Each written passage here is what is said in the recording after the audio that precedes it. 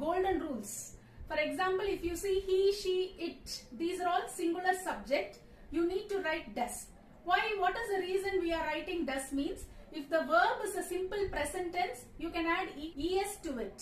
So, if simple present tense means daily routine, habitual action. If the verb is like that, you can add es to it. For example, do means you can add es. He does, she does, it does, right? And one more reason, see in a sentence which has a singular subject and the verb ends in O. For example, do, verb is do and it ends in O means it is a vowel, then you can add es to it. So this is the reason why we are writing he does, she does, it does. This is the same thing we are practicing in active passive also, right? She does the work. See again, if you see a plural subject, I, you, we, they, you can write do. See these are the golden rules and exceptions in English, we can't change it. I and you are considered as singular as well as plural subject. So in major sentences, I and you are considered as a plural subject only. So in that particular sentence, if you see the verb do, means you have to write only do. You can't write I does the work. He and you does the work, you can't write. It is a wrong example. You have to write I do, you do. For example, I do my work on time, you do exercise, it keeps you healthy. So these are the golden rules. Golden rules and all, we can't change it. So I repeat, when you see he, she, it, you can write does. And when you see I, you, we and they, you can use do. So don't forget these rules. See, one more clue I wanted to give you is, if you see any command in the sentence, you can write do. For example, do, you must do this work on time. So if you see a command in the sentence, you can write do. And do will come for only plural subject, I, you, we and they. Let us see some more examples where to use do or does. Sachin and I do or does painting every day. Sachin is a singular subject and I is a plural subject. If you see I in the sentence, I told you, you have to write do.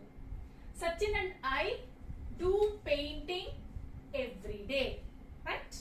If you see I, you, we, they, you have to write do as the verb. You do or does your work well on time. Again, you is a plural subject. Just now I told you, you have to write do. Okay? She do or does her test well. Again, she is a singular subject and you have to go for does. She does her test well. I do or does my artwork very well. I is a plural subject, so I am writing do.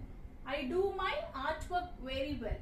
Next sentence, do or does, I put the keys on table. So I told you, if you see I, you consider that as a plural subject and go for do. In this sentence, we ask the question, do I put the keys on the table? I am asking you question.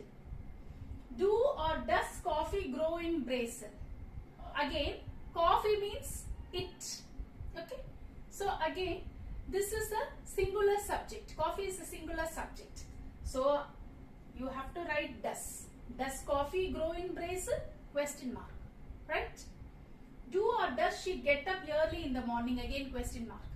So she is a singular subject and you should go for does. He, she, it does. I, you, we, they do. This is the formula, you have to keep it in your mind. So does she get up early in the mornings? Question mark. Do or does you like to spend some time at home? Again, you, plural subject. So when you see you, you have to go to do. Do you like to spend some time at home? Question mark. So these are the places where you can use do or does. When you see singular as well as plural subject. I repeat, when you see he, she, it, you have to write does. He does, she does, it does. When you see I, you, we, they, you have to write do. And when you see any command in the sentence also, you can write do. I do, you do, we do, they do. right? Thank you.